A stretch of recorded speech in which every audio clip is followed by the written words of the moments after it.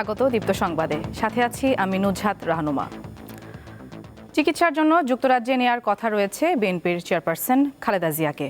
তার বড় ছেলে তারেক রহমানের স্ত্রী জুবাইদা রহমানের আজ ঢাকায় এসে চিকিৎসার জন্য কাতারের রয়্যাল এয়ার অ্যাম্বুলেন্সে শাশুড়িকে নিয়ে যেতে পারেন লন্ডনে। এরই মধ্যে লন্ডনের হিথ্রো বিমানবন্দর থেকে বাংলাদেশ বিমানের একটি ফ্লাইটে ঢাকার উদ্দেশ্যে রওনা হয়েছেন জুবাইদা রহমান। বেলা 11টার দিকে তার বাংলাদেশে পৌঁছানোর কথা রয়েছে। জুবাইদা রহমান দেশে ফেরার পর সরাসরি যাবেন রাজধানীর এভার কেয়ার হাসপাতালে। তবে বৃহস্পতিবার রাতে বিএনপির মিডিয়া সেল থেকে জানা গেছে, গুরুতর অসুস্থ খালেদা জিয়াকে লন্ডনে নিয়ে যাওয়ার জন্য কাতারের এয়ার অ্যাম্বুলেন্সে কারিগরি সমস্যা দেখা দেয়ায় লন্ডন যাত্রা বিলম্বিত হতে পারে। খালেদা জিয়ার সফর সঙ্গী হতে পারেন চিকিৎসক ও পরিবারের সদস্য সহ অন্তত 18 জন।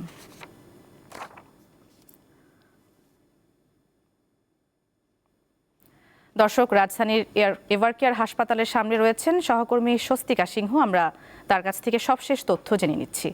স্বস্তিকা, জুবাইদা রহমান কখন পৌঁছতে পারেন, আর খালেদা জিয়ার লন্ডন যাত্রার বিষয়ে বিএনপির পক্ষ থেকে কি কিছু জানানো হয়েছে? সর্বশেষ কি তথ্য আছে আপনার কাছে, জানান আমাদের বিস্তারিত।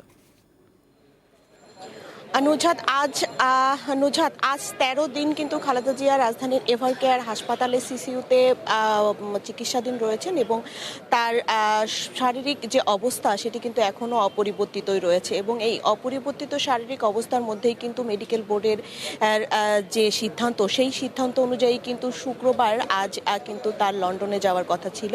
এবং যে যাত্রাটি আসলে কিছুটা বিলম্ব হবে সেটি বিএনপি কালকেই জানিয়েছিল, যে কাতারের যে রয়্যাল বিমানে করে তার আসলে লন্ডনের উদ্দেশ্যে যাত্রা করার কথা ছিল, সেটি কারিগরি কিছু সমস্যার কারণে সেই বিমানটি কিছুটা বিলম্বিত হবে তার লন্ডনে যাত্রার উদ্দেশ্যে।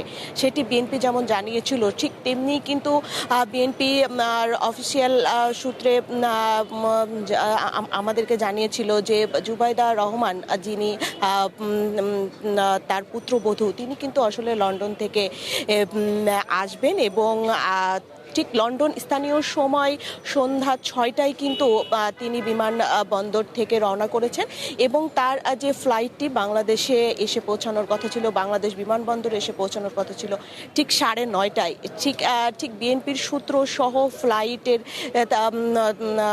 তার ফ্লাইটের যে ওয়েবসাইট রয়েছে, সেই ওয়েবসাইটের তথ্য অনুযায়ী কিন্তু তার যে ফ্লাইট, জুবাইদা রহমানের যে ফ্লাইট, সেটি কিন্তু 2 ঘন্টা বিলম্বিত হতে পারে এমনটিই বলছে। এবং বিএনপির যে মিডিয়া সেলের তথ্য, সেই তথ্য অনুযায়ীও কিন্তু তারা আসলে বলছেন যে জুবাইদা রহমানের যে ফ্লাইটটি বাংলাদেশ বিমানবন্দরে এসে 9:35 পৌঁছানোর কথা থাকলেও সেটি কিন্তু 10:53 পৌঁছাতে পারে।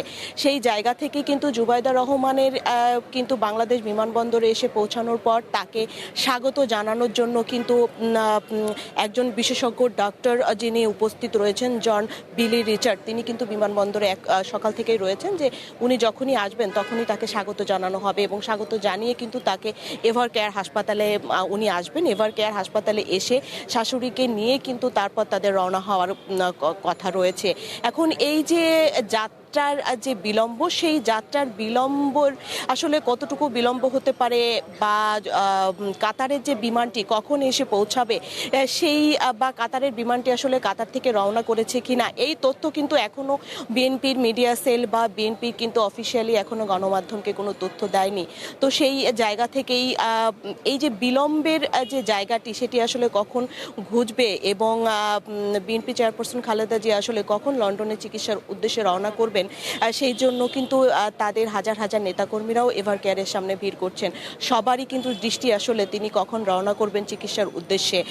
ঠিক পরবর্তী সংবাদে জানাতে পারবো যে উনি আসলে কখন রওনা করছেন বা তাদের যে বিলম্বের যে জায়গাটি সেটি আসলে কখন শেষ হবে। নুজহাত, এই ছিল এভার কেয়ার থেকে আমার কাছে সর্বশেষ। ধন্যবাদ স্বস্তিকা যুক্ত হওয়ার জন্য। নির্ধারিত সময়ের মধ্যে সম্পদের বিবরণী দাখিল না করা এবং জ্ঞাত বহির্ভূত বিপুল সম্পদ অর্জনের অভিযোগে মাদারীপুর 2 আসনের সাবেক সংসদ সদস্য শাহজাহান খানের মেয়ে ঐশী খানের বিরুদ্ধে মামলা করেছে দুর্নীতি দমন কমিশন দুদক। বৃহস্পতিবার সংস্থার প্রধান কার্যালয়ে এক নিয়মিত মিডিয়া ব্রিফিংয়ে এ তথ্য জানান দুদকের মহাপরিচালক আক্তার হোসেন। মামলার অভিযোগে বলা হয়, অনুসন্ধানে ঐশী খানের নামে 1,70,22,750 টাকার সম্পদ এবং 11,49,264 টাকার পারিবারিক ব্যয়ের তথ্য পাওয়া যায়। মোট 1,81,71,904 টাকার সম্পদের বিপরীতে তার বৈধ আয় পাওয়া যায় মাত্র 10,53,892 টাকা। তার নামে 1,71,18,092 টাকার জ্ঞাত আয় বহির্ভূত সম্পদের তথ্য পেয়েছে দুদক। দেশের উত্তরাঞ্চলে শীতের দাপট অব্যাহত রয়েছে। সর্বোত্তরের জেলা পঞ্চগড়ে সকাল 9টায় সর্বনিম্ন তাপমাত্রা রেকর্ড করা হয় 12 ডিগ্রি সেলসিয়াস। সন্ধ্যা থেকে সকাল পর্যন্ত ঘন কুয়াশায় ঢাকা থাকছে বিস্তীর্ণ এলাকা। প্রায় একই চিত্র কুড়িগ্রামের।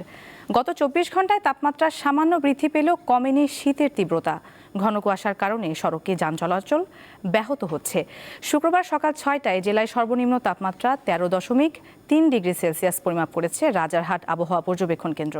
দক্ষিণের জেলা পটুয়াখালীতে শীতের দাপটে জনজীবনে ভোগান্তি নেমে এসেছে। সকাল 9টায় জেলার কলাপাড়ায় সর্বনিম্ন 13.5 ডিগ্রি সেলসিয়াস তাপমাত্রা রেকর্ড করেছে খেপুপাড়া আবহাওয়া অফিস।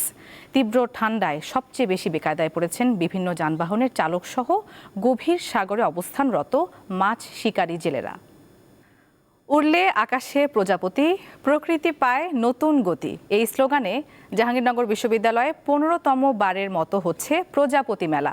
এ বিষয়ে জানাতে বিশ্ববিদ্যালয় প্রাঙ্গণ থেকে সরাসরি যুক্ত আছেন আমাদের সহকর্মী এম এ হালিম। হালিম, আপনি এই মেলায় রয়েছেন এই মুহূর্তে, তো কেমন দেখতে পাচ্ছেন, কি কি আয়োজন রয়েছে মেলায় এবং কত ধরনের প্রজাপতি রয়েছে সেখানে?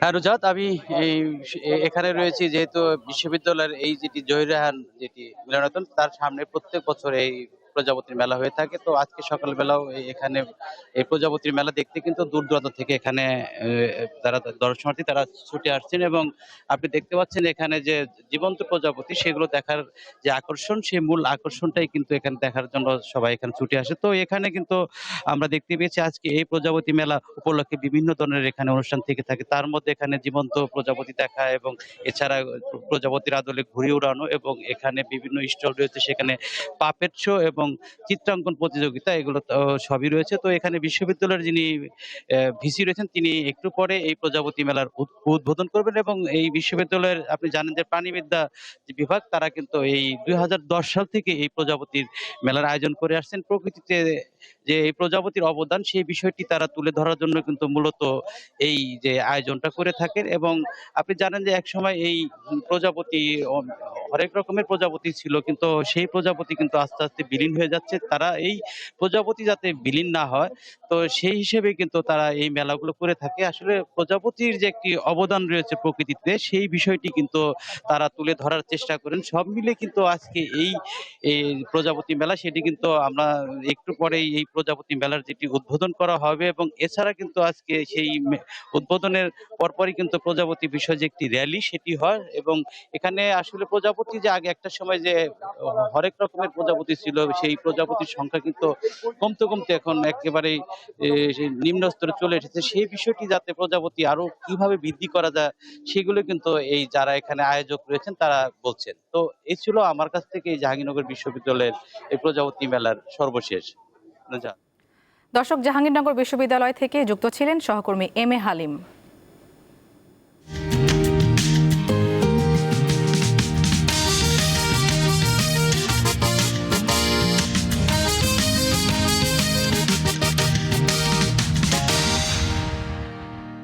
এবারে বিজয়ের মাসের খবর। 1971 সালের 5 ডিসেম্বর এদিন মিত্রবাহিনী ঢাকার আকাশ পুরোপুরি দখলে নেয়। এতে বাংলাদেশ নিয়ে আন্তর্জাতিক অঙ্গন উত্তপ্ত হয়ে ওঠে। যুদ্ধ নিয়ে জাতিসংঘে তৈরি হয় বিতর্ক। মার্কিন সরকারের বিশেষ উদ্যোগে জাতিসংঘে নিরাপত্তা পরিষদের অধিবেশন বসে। এতে পাকিস্তানের পক্ষে যুদ্ধবিরতির জন্য মার্কিন প্রতিনিধি সিনিয়র বুশের চেষ্টায় সোভিয়েত ইউনিয়ন ভেটো দেয়। আন্তর্জাতিক অঙ্গনের এই উত্তপ্ত অবস্থার মধ্যে মুক্তিযোদ্ধাদের মনোবল যেন হারিয়ে না যায়, সেজন্য মুক্তিযুদ্ধের সর্বাধিনায়ক জেনারেল আতাউল গনি ওসমানী জাতির উদ্দেশ্যে বেতারে ভাষণ দেন। এদিন উত্তরবঙ্গের পীরগঞ্জ, হাতীবান্ধা, পচাগড়, বোদা, ফুলবাড়ি, বীরগঞ্জ ও নবাবগঞ্জ মুক্ত হয়। আর জীবননগর, দর্শনা ও কোটচাঁদপুরে পাকিস্তানি হানাদার বাহিনী মিত্রবাহিনীর সঙ্গে যুদ্ধে টিকতে না পেরে আত্মসমর্পণ করে। আন্তর্জাতিক প্রসঙ্গ। ভারত সফরের দ্বিতীয় দিনে প্রধানমন্ত্রী নরেন্দ্র মোদীর সঙ্গে উচ্চ পর্যায়ের বৈঠক করবেন রাশিয়ার প্রেসিডেন্ট ভ্লাদিমির পুতিন। নয়াদিল্লিতে অবস্থিত রাষ্ট্রীয় অতিথি ভবন হায়দ্রাবাদ হাউসে স্থানীয় সময় বেলা 11:55 আলোচনায় বসবেন দুই নেতা। বৈঠকে বাণিজ্য, প্রতিরক্ষা সহযোগিতা এবং আঞ্চলিক স্থিতিশীলতার উপর আলোচনা হবে বলে জানিয়েছে ভারতীয় গণমাধ্যম। পাশাপাশি মস্কো দিল্লির মধ্যে স্থায়ী কৌশলগত অংশীদারিত্বের উপর জোর দেবেন এই দুই নেতা। এছাড়া দ্বিতীয় দিনের শুরুতে রাজভবনে আনুষ্ঠানিক অভ্যর্থনা দেওয়া হবে পুতিনকে। সেখান থেকে মহাত্মা গান্ধীর প্রতি শ্রদ্ধা নিবেদন করতে তার সমাধিস্থল রাজঘাটে যাবেন রুশ প্রেসিডেন্ট। বিকেলে রাষ্ট্রপতি দ্রৌপদী মুর্মুর সাথে সাক্ষাতের পর রাত 9টায় ভারত ছাড়বেন পুতিন। খেলার খবর। যুক্তরাষ্ট্রের ওয়াশিংটনে জন এফ কেনেডি সেন্টারে আজ বাংলাদেশ সময় রাত 11টায় অনুষ্ঠিত হবে 2026 বিশ্বকাপ ফুটবলের ড্র। 48 দলের বিশ্বকাপে এখন পর্যন্ত 42টি দেশের অংশগ্রহণ নিশ্চিত হয়েছে। মহাদেশীয় প্লে অফ খেলে আসবে অপর 6টি দল। সবশেষে ফিফা র্যাঙ্কিংয়ের উপর ভিত্তি করে 48টি দলকে 4টি পটে ভাগ করা হয়েছে। প্রতিটি পটে থাকছে 12টি করে দল। স্বাগতিক 3 দেশ যুক্তরাষ্ট্র, মেক্সিকো ও কানাডা 1 নম্বর পটে জায়গা পেয়েছে। ফিফা আগেই চূড়ান্ত করে রেখেছে স্বাগতিক 3 দেশের গ্রুপ। যুক্তরাষ্ট্র থাকবে ডি গ্রুপে, মেক্সিকো এ গ্রুপে এবং কানাডার জায়গা হয়েছে বি গ্রুপে। র্যাঙ্কিংয়ের শীর্ষ 4 দল স্পেন, আর্জেন্টিনা, ফ্রান্স ও ইংল্যান্ড একই গ্রুপে পড়বে না। ড্রয়ের বিপরীত ভাগে থাকবে এই দেশগুলো, যেন দেশগুলো ফাইনালের আগে মুখোমুখি না হয়। এছাড়া একই মহাদেশের 2টি দল একই গ্রুপে পড়ার সুযোগ নেই, শুধু ইউরোপ ছাড়া।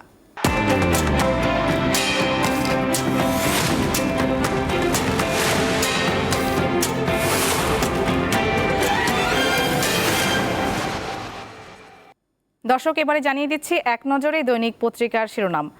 শুরুতে আমাদের হাতে রয়েছে দৈনিক যুগান্তর। দেখতে পাচ্ছি শিরোনামে লন্ডন যাচ্ছেন খালেদা জিয়া, উন্নত চিকিৎসার জন্য বিদেশে নেওয়ার সিদ্ধান্ত। শারীরিক অবস্থা অপরিবর্তিত, ভর্তি হতে পারেন লন্ডন ক্লিনিকে। আজ ঢাকায় পৌঁছবেন বড় পুত্রবধূ ডাক্তার জুবাইদা রহমান। রোগমুক্তি কামনায় সারা দেশে দোয়া ও প্রার্থনা। এছাড়া রয়েছে সংসদ নির্বাচন ও গণভোট প্রসঙ্গে তফসিল ঘোষণা 11 ডিসেম্বর। আরেকটি শিরোনাম, আরও 36 আসনে বিএনপির প্রার্থী এবং জামায়াতের তালিকা থেকে বাদ পড়ছেন 100 প্রার্থী। দর্শক, এরপরে রয়েছে দৈনিক প্রথম আলো। শিরোনাম, খালেদা জিয়াকে লন্ডনে নিতে বিলম্ব হতে পারে। প্রথমে ঘোষণা ছিল আজ ভোরে লন্ডনের উদ্দেশ্যে যাত্রা করবে এয়ার অ্যাম্বুলেন্স, তবে এটি দুপুরের পরও হতে পারে। এছাড়া রয়েছে জোট মিত্রের জন্য ফাঁকা রেখে 36 আসনে প্রার্থী দিল বিএনপি। 2 দফায় 272 আসনে দলীয় প্রার্থীর নাম ঘোষণা করল বিএনপি। 28টি আসন এখনও ফাঁকা রয়েছে। এছাড়া রয়েছে নামমাত্র ক্ষমতা নিয়ে গঠিত হচ্ছে পুলিশ কমিশন। এরপর রয়েছে দৈনিক কালের কণ্ঠ। তাদের শিরোনাম, অন্য পত্রিকাগুলোর মতোই খালেদা জিয়াকে লন্ডন নেওয়া হচ্ছে। এয়ার অ্যাম্বুলেন্সে তার সঙ্গে যাচ্ছেন 14 জন। ঢাকায় আসছেন জুবাইদা রহমান। আজ সারা দেশে দোয়া প্রার্থনার আহ্বান সরকারের। এছাড়া রয়েছে পুলিশ কমিশন গঠন হচ্ছে, অধ্যাদেশ অনুমোদন। ভোটের শেষ সময় পর্যন্ত পোস্টাল ভোট চলবে। 5 বছরের বেশি সময় ধরে হাইটেক পার্কের জন্য জমি ফেলে রাখলে তা সরকার ফেরত নিয়ে নেবে। এছাড়া প্রধান উপদেষ্টা জানিয়েছেন নির্বাচনে পুলিশকে ঐতিহাসিক দায়িত্ব পালনের আহ্বান। আরও 36 আসনে প্রার্থী ঘোষণা বিএনপির। এপাশে একটি প্রতিবেদন রয়েছে, বিজয়ের মাস আজ 5 ডিসেম্বর, অর্থাৎ বিজয়ের মাস 1971 সালের এই দিনে কি হয়েছিল এই নিয়ে একটি প্রতিবেদন। তার শিরোনাম, ঢাকার আকাশ মিত্র ও বিমান বাহিনীর দখলে। এরপর রয়েছে দৈনিক ইত্তেফাক। খালেদা জিয়াকে লন্ডন পাঠানো হচ্ছে, পরিবর্তন হয়নি শারীরিক অবস্থার, সারা দেশে দোয়া প্রার্থনা আজ। শাশুড়িকে লন্ডনে নিতে আজ আসছেন ডাক্তার জুবাইদা রহমান। এছাড়া নির্বাচন প্রসঙ্গে রয়েছে রোববার ইসির সভায় চূড়ান্ত হবে নির্বাচনের তারিখ। তফসিল ঘোষণার জন্য প্রস্তুত নির্বাচন কমিশন। সবশেষ জানিয়ে দিচ্ছে আমার দেশে কি রয়েছে। তফসিল ঘোষণা 11 ডিসেম্বর, ভোট 8 ফেব্রুয়ারি। দর্শক, দেখে নিলাম আজকের দৈনিক পত্রিকার শিরোনামগুলো এবং একই সাথে শেষ করছি সকালের দীপ্ত সংবাদ। আমাদের পরবর্তী সংবাদ বেলা 1টায় বাণিজ্য সংবাদ দেখার আমন্ত্রণ। এছাড়া আরও তথ্যের জন্য চোখ রাখুন দীপ্ত ডিজিটাল প্ল্যাটফর্মগুলোতে। ধন্যবাদ সবাইকে।